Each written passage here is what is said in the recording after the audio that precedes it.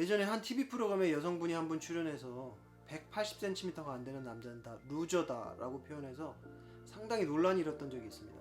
이분이 나중에 이것이 방송사 측에 의한 대본이었다 라고 해명을 하셨지만, 이미 루저로 낙인 찍힌 많은 수의 남성들에게 상당히 조금 공격을 받으셨던 걸로 기억을 하고 있습니다.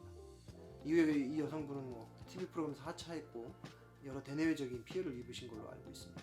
근데 다른 건 차치하더라도 여성분들이 조금 키가 큰 남성을 좋아하는 건 사실이잖아요. 호감 포인트 중에 하나가 되는 건 사실인 것 같아요. 그런데 그렇다고 해서 여성분들이 무작정 큰 키를 또 좋아하는 건 아니죠. 왜냐면 원빈이나 공유처럼 180cm 정도 되는 남성들보다 더 최용만을 더 좋아하지는 않지 않습니까? 그런 점에서 봤을 때 여성분들이 좋아하는 키는 적당한 수준의 큰 키를 이야기하는 거죠. 우리나라 남성의 평균 신장이 175cm라고 하는데 그것을 조금 더 상회하는 적당히 큰 키가 바로 180cm라는 거죠. 제가 이런 이야기를 드린 이유는 유동인구 숫자에 대해서 이야기를 조금 드리고 싶어서요. 치과 입지 선정하실 때 유동인구 숫자 주의 깊게 보시잖아요. 그리고 많아야 된다라고 생각을 하시고 있는데요. 그런데 유동인구 숫자가 너무 적어도 문제지만 너무 많아도 문제라는 사실을 알고 계셔야 됩니다. 두 가지 문제가 있습니다. 첫 번째, 임대료가 너무 비싸다. 두 번째, 경쟁이 너무 심하다. 거기에 치과들 상당히 밀집해 있거든요. 그리고 치열한 경쟁을 하고 있습니다. 그리고 치과 개원하시고 나면 수많은 공격들이 들어옵니다. 그래서 보건소에 민원이 들어가고 직원이 찾아오고, 그리고 온라인 마케팅에 내가 흔히 상위 노출이라고 불리는 노출을 시켜놓으면 어느 날 보면 그 블로그가 날아가 있고 떨어지고 수많은, 하루에도 몇 번씩 그런 일들이 반복이 되거든요.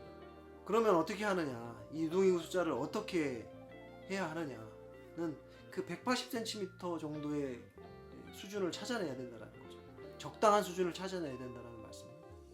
그 적당함은 사실은 개인차도 조금 있습니다. 그래서 내가 월 매출을 1억을 할 것이냐, 2억을 할 것이냐, 3억을 할 것이냐, 5억을 할 것이냐, 여러 가지 선택지가 있지 않습니까? 그래서 그 개인차를 조금 생각은 해보시되 내가 롤모델로 삼고 있는 잘 되는 치과를 기준으로 한번 삼아 보시는 겁니다.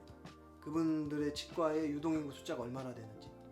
예를 들어 내가 월 매출 3억이 나오는 치과를 모델로 삼고 있다면 그곳 반경의 유동인구 숫자가 얼마인지를 한번 파악을 해보셔야 된다는 거예요. 그리고 내가 치과 입지를 선정하려는 곳의 유동인구 숫자를 파악을 해보시고, 그렇게 해서 수준을 비교를 해보면 그래도 참고할 수 있을 만한 기준이 된다라는 것이죠. 그러니까 핵심은 말씀드렸던 것처럼 유동인구 숫자 너무 많은 곳, 너무 적은 곳 피해서 가야 한다. 그것을 꼭 마음에 담아 두시고 있다가 이제 컨설턴트 분하고 같이 상의를 하시면서 나에게 알맞는 숫자의 유동인구가 있는 입지를 선정을 하셔서 성공적인 개원 되시기를 바라겠습니다. 감사합니다.